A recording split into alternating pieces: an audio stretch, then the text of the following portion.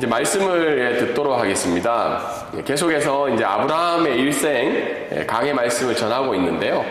이제 오늘 8번째 시간으로 평화와 인애로 마무리하는 한 해라는 제목으로 오늘 말씀을 전하고자 합니다.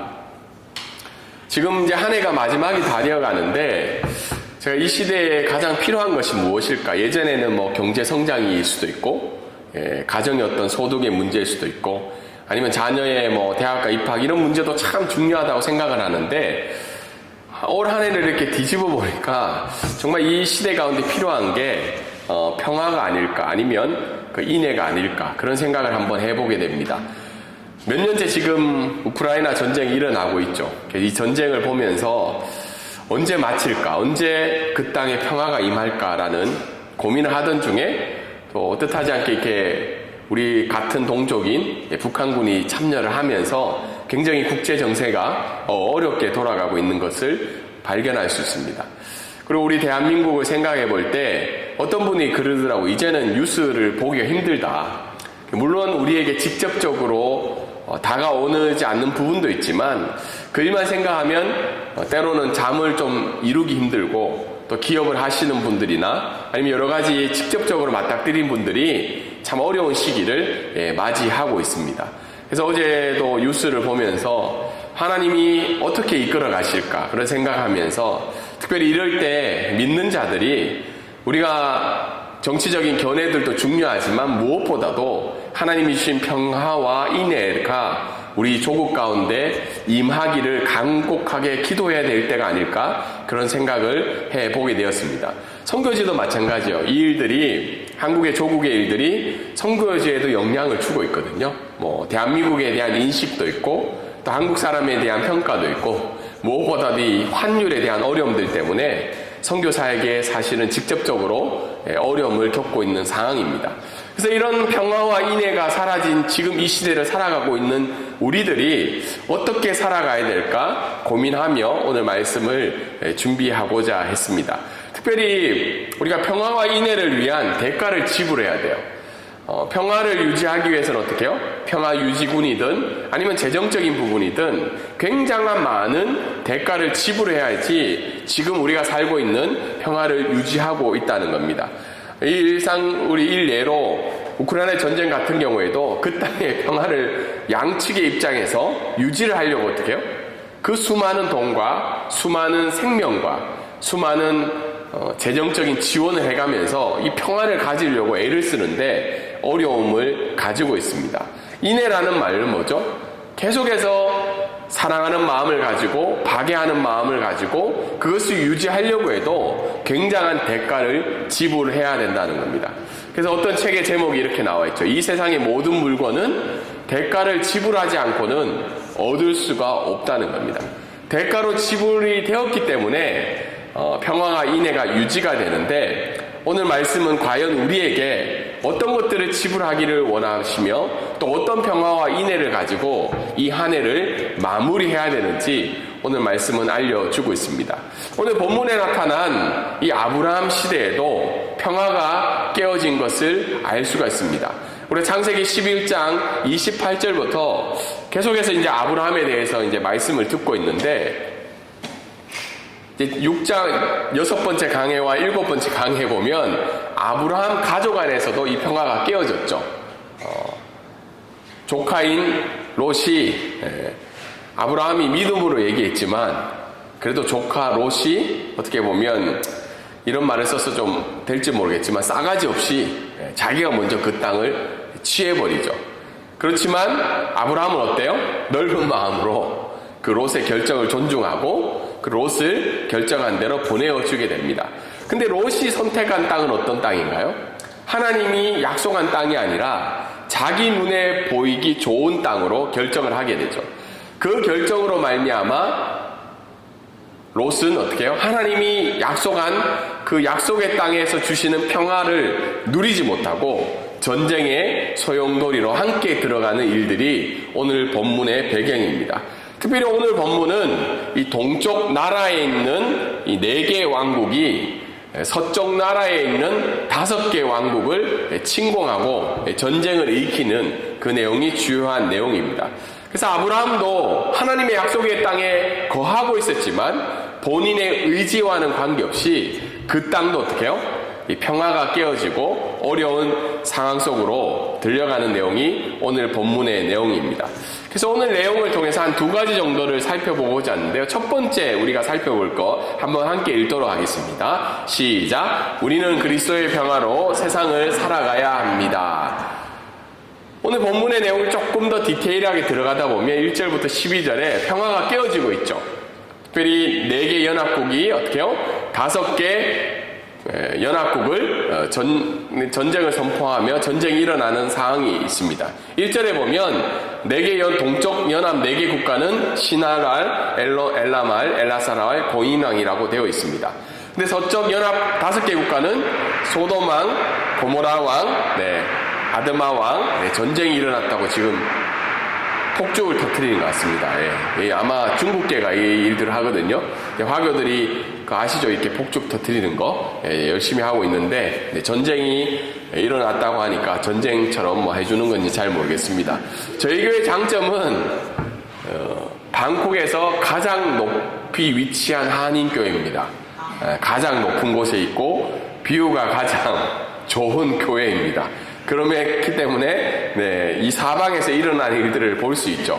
아무튼 동쪽에 있는 4개 국가가 서쪽에 있는 5개 국가를 전쟁을 하는데 전쟁이 일어난 이유가 뭐죠? 그냥 단지 전쟁하고 싶은 것이 아니라 이 서쪽 연합 5개 국가가 12년 동안 조공을 바쳤어요. 평화를 유지하려고 조공을 바쳤죠. 그러다가 12년째 뒤돌아보니까 왜 우리가 굳이 계속 해야 되나? 라는 마음을 가지고 배반을 하기 시작합니다. 배반을 하자 이 동쪽 연합 4개 국가들이 1년 뒤에 13년째 조공을 거부했는데 전쟁을 시작된 건 그 1년 뒤에 시작이 되었습니다. 1년 뒤에 어떻게 해요?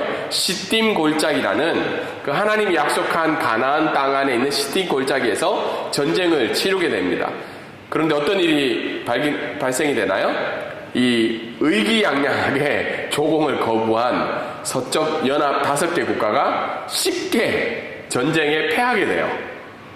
무슨 생각으로 전쟁을 일으킨지는 잘 모르겠어요. 거리가 멀어서 설마 오겠냐. 그리고 거기에 보면 역청구덩이라는 내용이 나오거든요. 이걸 살펴보니까 동쪽 4개 국가가 쳐들어왔을 때 이 역청구덩이를 파서 그들에게 어려움을 취하려고 그 전략을 짰는데 오히려 자기들이 파놓은 역청구덩이에 서쪽 연합 5개 국가가 거기에 구덩이에 빠지게 되는 안타까운 일들이 발생이 됩니다. 아무튼 전쟁이 이렇게 되면서 결론은 11절에 보면 전쟁에서 진 소돔과 고모라가 큰 약탈을 당하게 되는 일들이 발생이 됩니다. 사실 엄밀히 얘기해서 이 두 연합 국가 간의 전쟁은 아브라함과는 관계가 없는, 또 아브라함의 일생과는 관계가 없는 내용으로 비춰질 수 있지만 거기에 누가 있었던 거예요? 조카 롯이 그 땅 가운데 있었다는 거예요. 그래서 12절에 보면 조카 롯이 사로잡히게 되었다라고 12절 말씀은 이야기를 하고 있습니다. 오늘 첫 번째 내용을 통해서 우리가 한번 몇 가지를 살펴보는데요. 거기 보면 가나안 땅 지도가 있죠. 녹색 선은 동쪽에 있는 4개 연합국가들이 쳐들어와서 각 가나안 민족을 정복하는 내용입니다. 정복을 다 하고 난 다음에 어떻게 해요? 녹색 실선은 이제 돌아가는 길에 있어요. 돌아가는 길에 누가 잡혀간 거예요? 롯이 잡혀가게 된 거죠. 그래서 거기 빨간색에 있는 부분에 보면 거기서 다시 전쟁이 일어나는데 아브라함이 어떻게 해요? 그 소식을 듣자마자 쫓아가서 동쪽 나라 4개 국가와 전쟁을 하는 장면이 오늘 본문의 내용입니다. 오늘 첫 번째 내용을 통해서 우리가 3가지 정도를 좀 살펴보면 롯은 자신의 평화를 위한 그 선택의 결과로 이런 어려움에 처하게 됐다는 거예요. 이 말씀을 통해서 우리가 한번 되짚어 봐야 될 것은 롯은 사람의 지혜로 자기가 보기에 좋은 땅을 선택한 거예요. 우리가 지난 시간 몇 주 전에 배웠지만 롯이 소돔과 고모라를 선택한 이유가 뭐죠?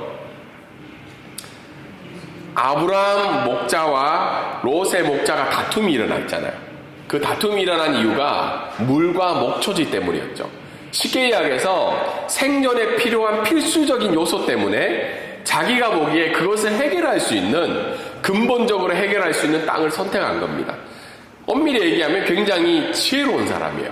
세상 사람들이 얘기하기에는 굉장한 전략가이고 효과적인 선택을 한 겁니다. 그런데 여기에서 걸리는 문제가 뭐죠? 하나님이 약속한 그 땅을 벗어나는 선택을 한 것이 롯의 잘못된 선택이었습니다.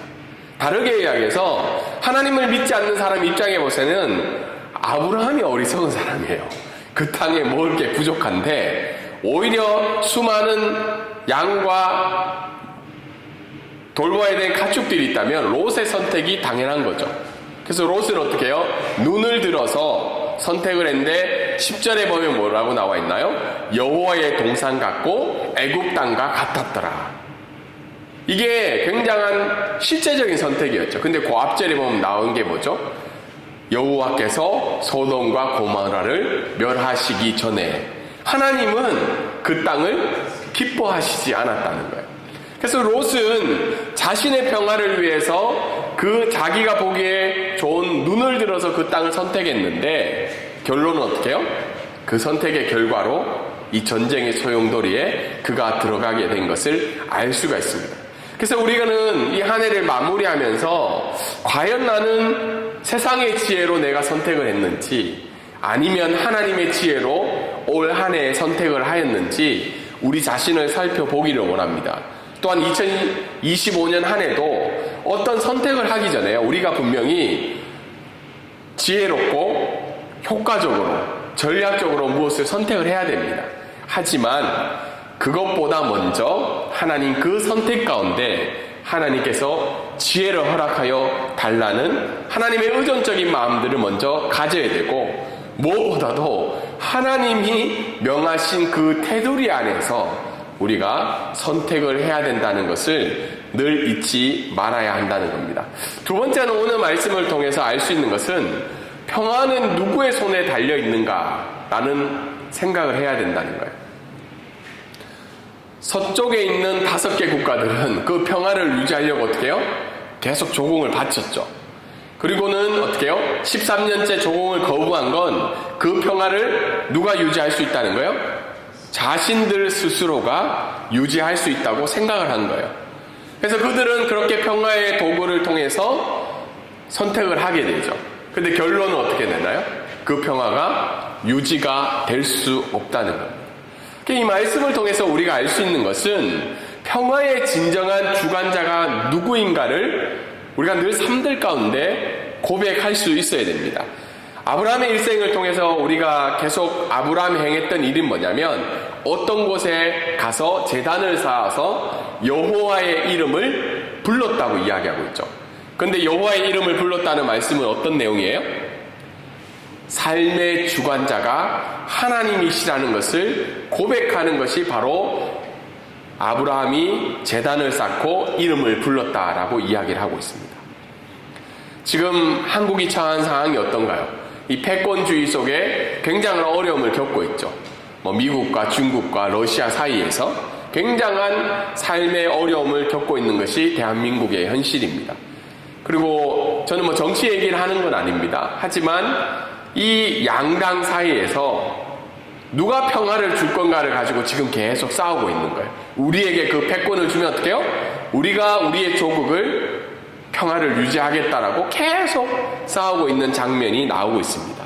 그럴 때 하나님을 믿는 그리스도인이라면 특정 정당이나 특정 권력이 그 평화를 유지하는 것이 아니라 하나님께 우리의 평화가 달려있다는 것을 고백하며 믿고 살아가는 것이 우리가 한 해를 마무리하며 하나님께 드려야 될 고백이 아닐까 생각합니다. 특별히 우리 자신을 위해서 기도할 때이지만 우리가 대한민국의 사람으로서 하나님의 국률하심과 자비하심을 이 땅을 위해서 고백해야 될 때가 아닐까 생각합니다. 하나님이 일제 치하 속에서도 6.25 전쟁 속에서도 하나님의 긍휼하심과 자비하심으로 우리 대한민국 조국을 이끌어 주셨던 것처럼 이 탄핵의 위기 속에 계엄령의 위기 속에 또 앞으로 전국이 어떻게 갈지를 모릅니다.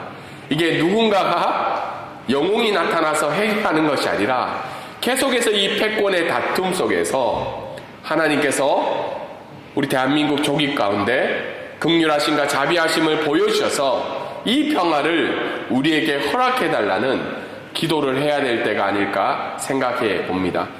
그리고 마지막으로 오늘 첫 번째 말씀을 통해서 알 수 있는 것은 이 세상의 진정한 평화는 그리스도로 인한 평화로 이루어진다는 겁니다.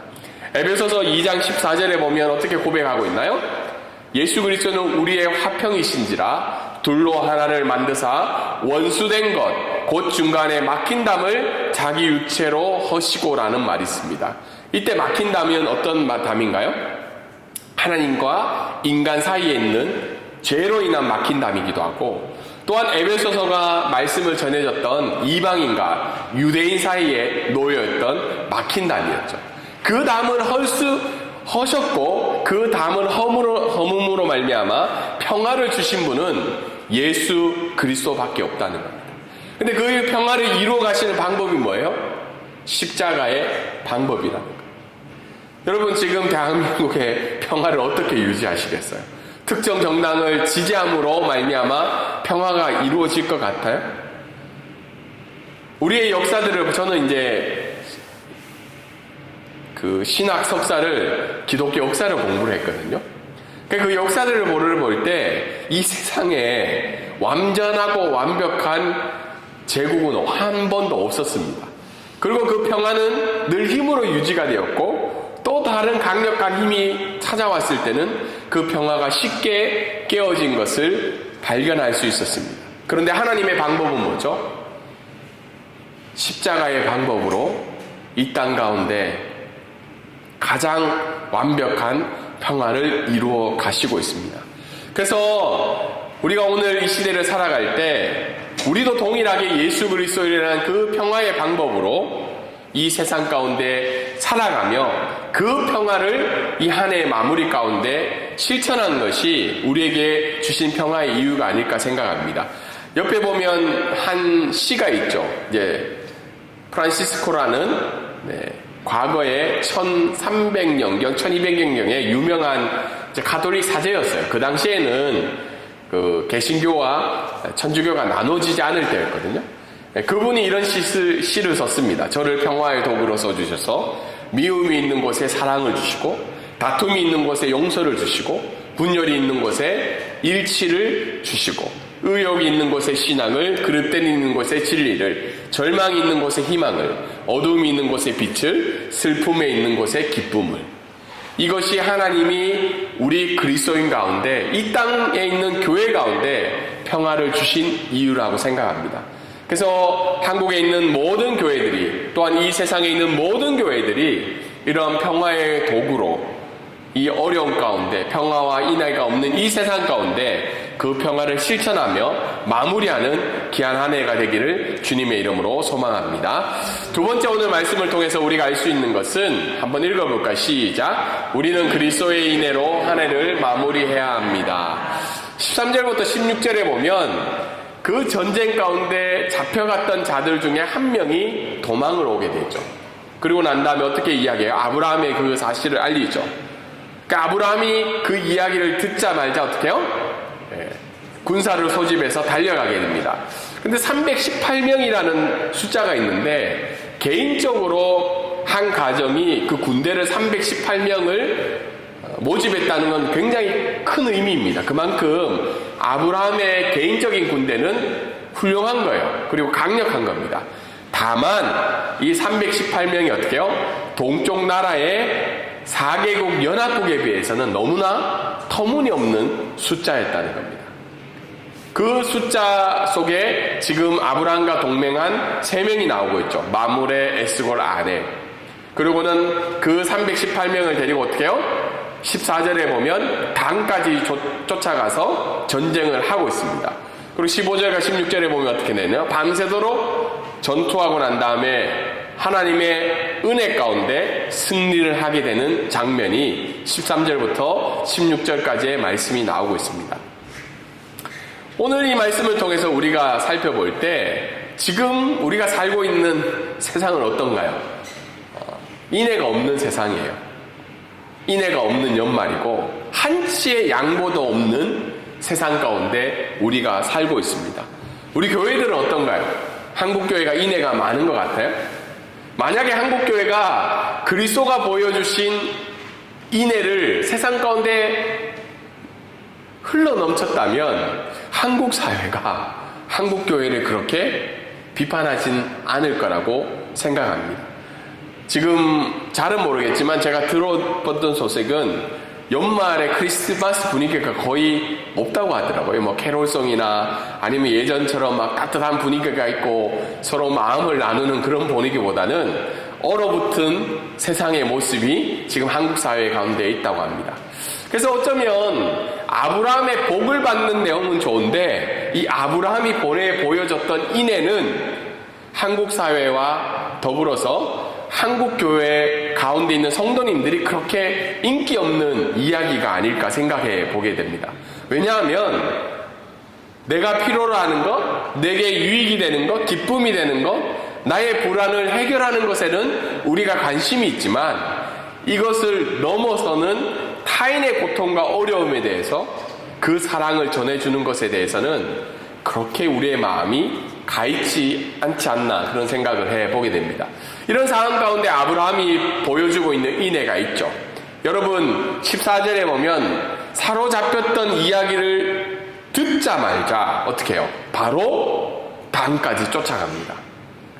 우리처럼 어떻게 해요? 회의하고 이게 맞는지 안 맞는지. 저희 교회는 당회가 없습니다. 근데 교회가 어떤 결정을 하려면 어떻게 해야 돼요? 뭐 재직회도 거쳐야 되고 당회도 거쳐야 되고 다 거치고 나면 그 전쟁은 어떻게 돼 있을까요? 끝이 났을 것 같아요.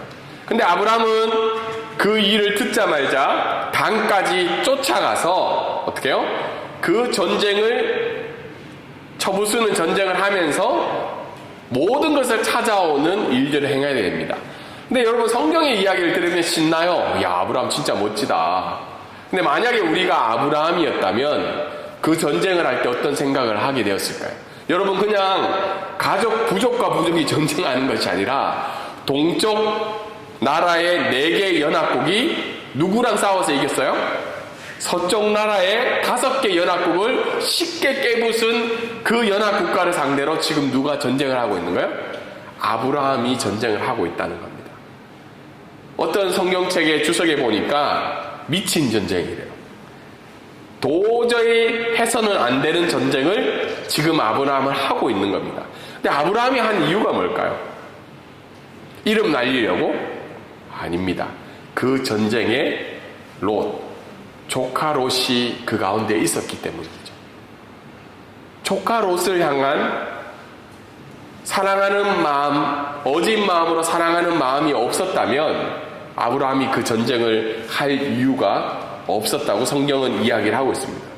그래서 오늘 말씀은 이 세상 왕들이 보여주고 있는 그 인애의 모습과 하나님이 기뻐하시는 아브라함의 인애의 모습을 비교하면서 보여주고 있는 본문이라고 생각을 합니다. 그래서 마지막으로 오늘 두 번째 말씀을 통해서 우리가 알 수 있는 것은 그리스도인의 인애로 마무리하는 한 해가 되어야 된다는 겁니다. 우리가 아브라함의 인애, 야 멋있다, 아브라함의 인애처럼 살아가야지라고 그치는 것이 아니라 하나님이 오늘 우리에게 알려주신 이유는 아브라함이 보여줬던 그 인애, 그걸 뛰어넘어서 그리스도가 우리에게 보여주신 그 인애로 너희들이 한 해를 마무리하라는 겁니다. 그리스도의 인애는 뭐죠? 두 가지로 이야기할 수 있습니다. 끝까지 사랑하시는 그리스도의 사랑이라는 거예요. 요한복음에 보면 예수 그리스도가 붙잡히시기 전 그날 밤에 어떻게 해요? 모든 제자들이 어디에 참석을 했나요? 성찬식에 참여를 했죠. 그런데 그 앞에 보면 끝까지 사랑하신다는 고백이 있는데 왜 그런 말이 나오냐면 여러분 성찬식 할 때 그 가운데 어떤 제자들이 앉아있나요? 훌륭한 제자들이 앉아있나요?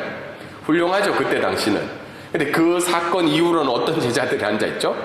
예수님을 부인하고 배반하고 도망치고 팔아먹는 제자들이 거기에 다 앉아있는 거예요. 근데 예수님이 그 제자들의 발을 씻겨주셨을 때 그 예수님이 보시기에 제자들이 배반할 걸 알고 씻겨주셨을까요? 아니면 모르고 씻겨주셨을까요? 분명히 알고 계셨을 거예요. 저놈은 나를 팔 놈이고 저놈은 나를 배신할 놈이고. 그때 또 어떤 일이 있나요?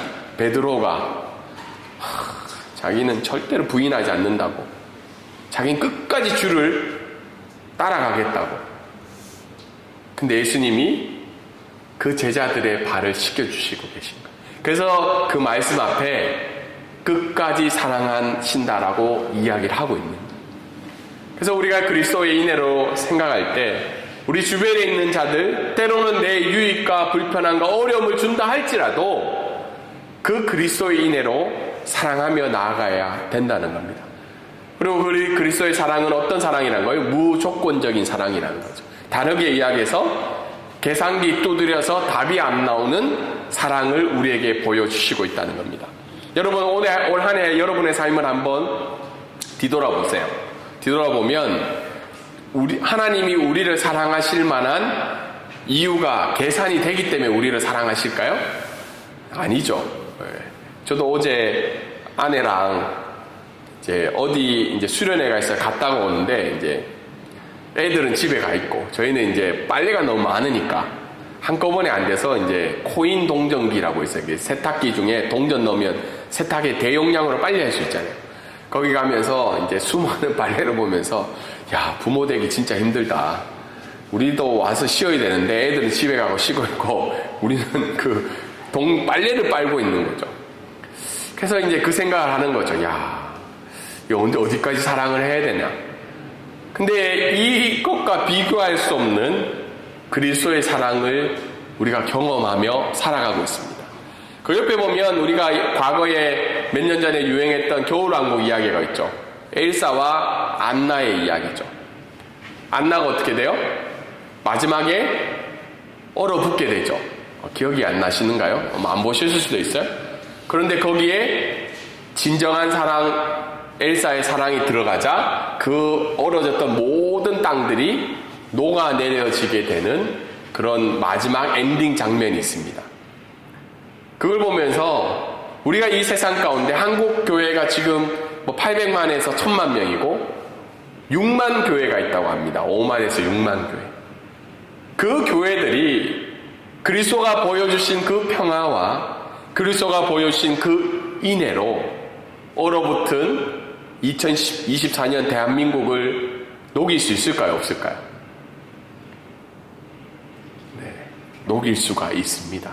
만약 우리가 그리스도의 인애로 정말 그 세상 가운데 계산적이지 않는 사랑, 끝까지 사랑하시는 그 그리스도의 사랑을 전한다면 2014년 얼어붙어 있는 우리 대한민국 가운데 태국은 늘 더워요. 그래서 얼어붙지 않습니다. 그렇지만 우리 마음 가운데 얼어붙어 있는 이 황무한 이 세상 가운데 그리스도의 인애로 이 세상을 녹여나가시는 2024년도 마무리하는 한 해가 되기를 주님의 이름으로 소망합니다.